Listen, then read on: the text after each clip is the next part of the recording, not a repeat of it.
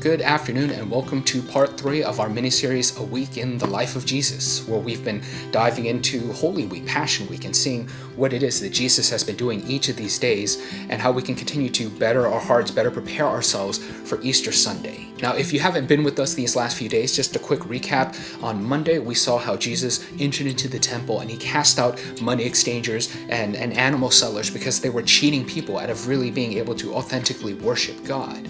And then yesterday we saw how Jesus was teaching in the temple and he taught us about the greatest commandment of loving God and loving people and how we can do that today.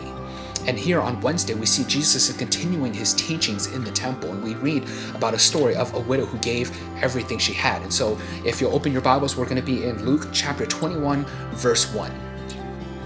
As Jesus looked up, he saw the rich putting in their gifts into the temple treasury. He also saw a poor widow put in 2 very small copper coins. "Truly I tell you," he said, "this poor widow has put in more than all the others. All these people gave their gifts out of their wealth, but she, out of her poverty, put in all she had to." So looking at this story, I think it is a great reminder in the situation that we're in the time that we're in here, where we're all dealing with this COVID-19 outbreak. A lot of us are uncertain if we're going to have a job tomorrow. Some of us are in positions where we've already lost our job, or our company has just been shut down until further notice. Or some of us, we're still working, but we're all still just wondering, what is the economy going to look like next week, next month? Like, is the savings that I have going to be enough to hold us over until everything smooths over and everything returns back to normal? And I think this story of this widow putting in 2 coins is so refreshing because it reminds us that it's not about what we give, it's how we give it, that it's our hearts that God is most concerned with.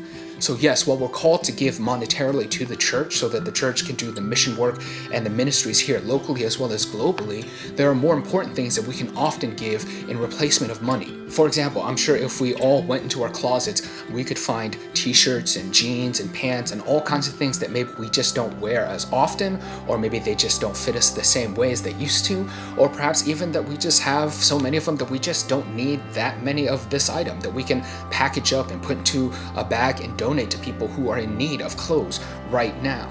And another way that we can give is just of our time. I've been so proud to be able to brag about our praise team that they've been able to record songs and post them up so that we as a church can still corporately worship God together, even if we're not all together physically.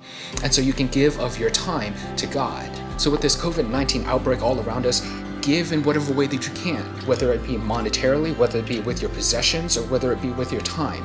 God, I don't think, is going to care about what you give with, but the heart that you give it with. Thanks for tuning in to another episode of our mini-series, A Week in the Life of Jesus.